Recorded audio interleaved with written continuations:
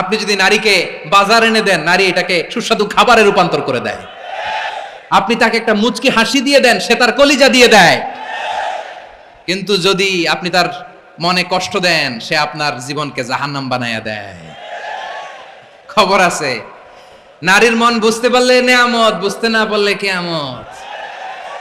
ঠিক কিনা বলেন? আমার প্রিয় বোনেরা, আপনি যে কত দামি আপনি জানেন না। নারীদেরকে আল্লাহ বানিয়েছেন উচ্চতর করে, নিম্নতর নয়।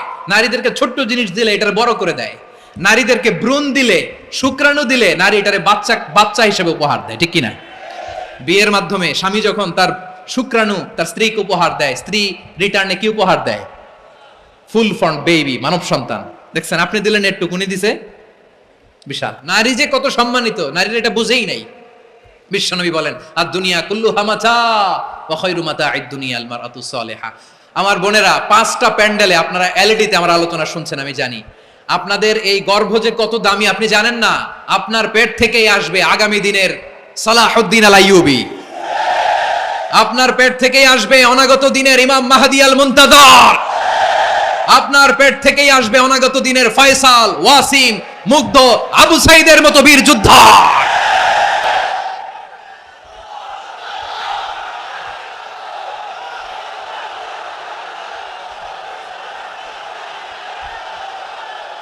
আমার প্রিয় বোনেরা, আমার প্রিয় বোনেরা, বিশ্বনবীর কথার ওজন খেয়াল করেন। আর দুনিয়া কুল্লুহা মাতা ওয়া খায়রু মাতা'আদ দুনিয়া আল মারআতু সালিহা।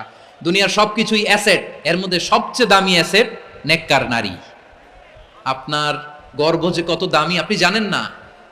নিজের সময়টাকে কাজে লাগান, কোরআন পড়েন, সুন্নাহ পড়েন। আপনার অনেক দায়িত্ব ঘরে।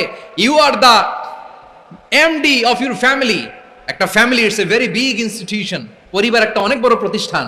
and you are the MD of your institution. আপনি এই পরিবারের MD, managing director of your family. এখানে আপনার কত দায়িত্ব। আপনি ছেলেমেয়েদেরকে তারবিয়া করবেন। আপনি আপনার স্বামীর জন্য ঘরটারে জান্নাতের নীর বানাবেন। আপনার জন্য জান্নাতের ডুপ্লেক্স বাড়ি ওইখানে তৈরি করে রাখবে কে? আপনি যে কত দামি আপনি জানেন না। নারীদেরকে আল্লাহ বানিয়েছেন উচ্চতর করে, নিম্নতর নয়। আমার প্রিয় বোনেরা, আপনি যে কত দামি আপনি জানেন না। জানেন না আপনি কত দামি, অনেক দামি আপনি।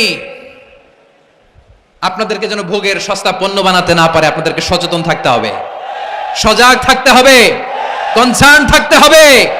শয়তানের ওই হাতছানির দিকে আর নজর দেওয়া যাবে না। তাহলে কেন আল্লাহ তাআলা এই ফাহশা অশ্লীলতাকে হারাম করলেন? 1 নাম্বার, এতে হিউম্যান ডিগনিটি কমে। 2 নাম্বার, এতে মানুষের অধিকার নষ্ট হয়। আপনি বিয়ে করেছেন এরে, পরকিয়া করেন ওর সাথে, এরকম আছে না নাই? স্ত্রীর অধিকার নষ্ট করেছেন। আপনি বিবাহ সম্পর্কে আবদ্ধ হয়েছেন তার সাথে, আপনি পরকিয়া করেন ওই ছেলের সাথে, আপনি আপনার হাজবেন্ডের সাথে বিট্রে করেছেন। এজন্য আল্লাহ অশ্লীলতাকে হারাম করেছেন।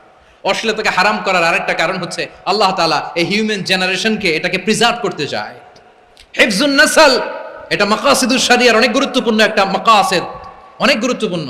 আপনার নাসল, আপনার জেনারেশনকে সংরক্ষণ করা। এই যে আসতেছে ফেব্রুয়ারি, কত ফেব্রুয়ারি জানো? এটা কি বিশ্ব ভালোবাসা দিবস? হ্যাঁ, কি দিবস?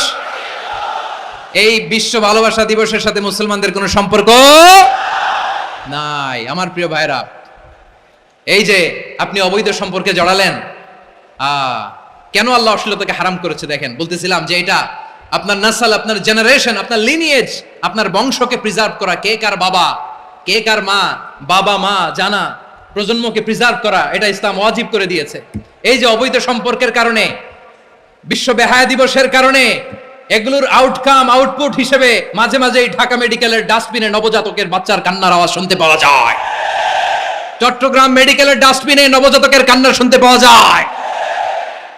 বীর চট্টলার মুসলমানেরা বুঝতে পারলে আওয়াজ করে বলেন, এই যে চট্টগ্রাম মেডিকেলে যে নবজাতকটা পাওয়া গেল, ওর বাবাকে আমাকে বলেন। ওর বাবাকে, ওর মাকে, ও কোন ফ্যামিলির সন্তান কেউ জানে? আপনি হিউম্যান ডিগনিটিকে অপমান করেছেন না? আপনি তার ভবিষ্যৎকে অন্ধকার করেছেন না? আপনি তার লিনিয়েজকে প্রশ্নবিদ্ধ করে দিয়েছেন না? এই জন্য আল্লাহ তাআলা অশ্লীলতাকে আমাদের জন্য হারাম করে দিয়েছেন। পড়েন সুবহানাল্লাহ। এই জন্য রাব্বুল আলামিন বলেন, কুল ইন্নামা হারামা রাব্বিয়াল ফাওয়াহিশা মা যাহারা মিনহা ওয়া মা বাতান। প্রকাশ্য অপ্রকাশ্য সব অশ্লীলতাকে হারাম ঘোষণা করে দিয়েছে কে? আবার দুনিয়ার বুকে যারা অশ্লীলতার প্রসার করে তাদের জন্য শাস্তি মজুদ রেখেছে কে? রব্বুল আলামিন বলেন, ইন্নাল্লাযীনা ইউহিব্বুনা আন তাশিআল ফাহিশাতু ফিল্লাযীনা আমানু লাহুম আযাবুন আলীমুন ফিদ দুনিয়া ওয়াল আখিরাতি ওয়াল্লাহু ইয়ালামু ওয়া আনতুম লা তা'লামুন। নিশ্চয়ই যারা বিশ্বাসীদের মাঝে অশ্লীলতার প্রচার প্রসার করতে চায় তাদের জন্য আমি মর্মন্তুদ শাস্তি প্রস্তুত করে রেখেছি, দুনিয়াতেও রেখেছি, আখিরাতেও রেখেছি। ঘোষণাটা কার? যারা এই নাটকের নামে, সিনেমার নামে, রূপালী জগতের নামে, মুভির নামে, ওটিটি প্ল্যাটফর্মের নামে আমার সমাজে অশ্লীলতা ছড়াতে চায় তাদের জন্য কঠিন মর্মন্তুদ শাস্তি মজুদ রেখে দিয়েছে কে? ও আমার বোনেরা, এখনো আপনি জাগবেন না? এখনো আপনার চিন্তার দুয়ারে এখনো নাড়া পড়ে নাই? ওরা আপনাকে উলঙ্গ বানাতে চায়, ওরা আপনাকে আইটেম গার্ল বানাতে চায়।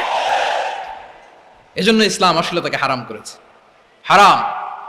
ইসলাম বলেছে যোজন যোজন দূরে থাকো, ওরা বলে না কাছে আসো, কাছে আসার গল্প, ক্লোজ আপ ওয়ান, কাছে আসার গল্প আছে না নাই? চট্টগ্রামে তো এগুলো নাই মাশাআল্লাহ। হ্যাঁ, এখানেও আছে ক্লোজ আপ ওয়ান, কাছে আসার গল্প। আল্লাহ বলেন ওয়ালা তাকরাবুজ জিনা, কাছেও এসো না, জিনা থেকে যোজন যোজন কিলো দূরে থাকো, ওরা বলে কাছে আসার গল্প। আমার বীর চট্টলার ভাইয়েরা, কাছে আসতে হলে আমরা কোরআনের কাছে আসব, কাছে আসতে হলে নবীর কাছে আসব, কাছে আসার গল্প হবে আমার রবের কাছে আসার গল্প। চিল্লায় বলো ঠিক কিনা?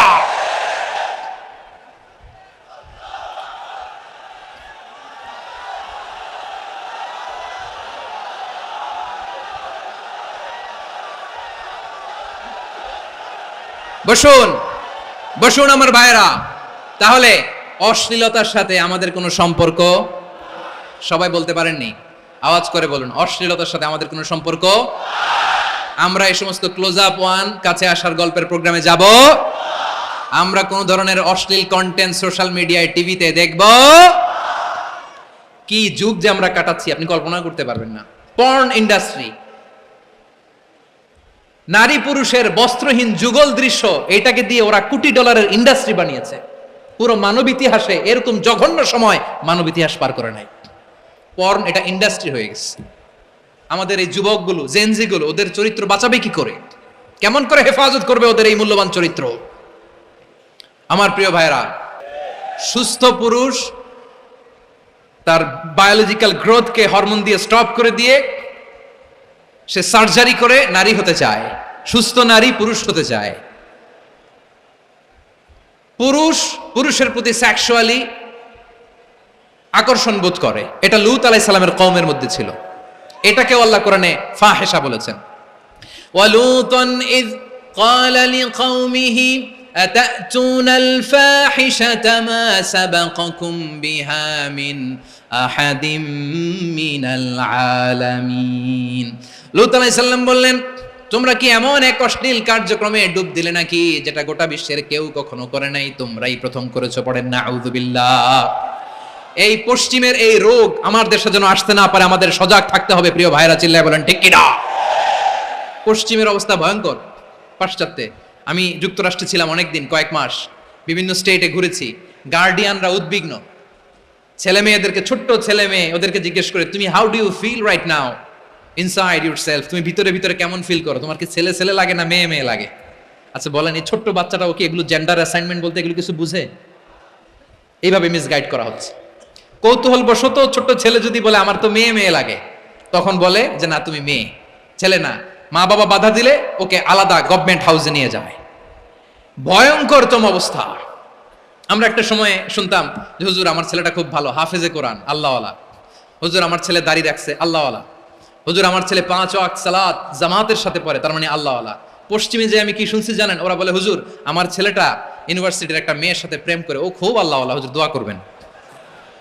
এর কারণ ওদের কাছে আল্লাহওয়ালার ক্রাইটেরিয়া হচ্ছে হুজুর আমার ছেলেটা আরেক ছেলের পছন্দ করে নাই, আমার মেয়েটা আরেক মেয়েকে ভালোবাসে নাই, এজন্য আমার ছেলেটা আল্লাহওয়ালা, হুজুর ওর জন্য একটু দোয়া করে দিয়েন। কি চ্যালেঞ্জ ওরা ফেস করতেছে। ওনার ছেলে যে আরেক ছেলেরে বিয়ে করবে না, এটাতেই উনি খুশি যে আলহামদুলিল্লাহ আমার ছেলেটা একটা মেয়েরে ভালোবাসে, আমার মেয়েটা একটা ছেলেরে ভালোবাসে, মানে এটা খুব আল্লাহওয়ালা। নাউজুবিল্লাহ পড়তে পারলেন না? এজন্য অশ্লীলতার সাথে আমাদের কোনো সম্পর্ক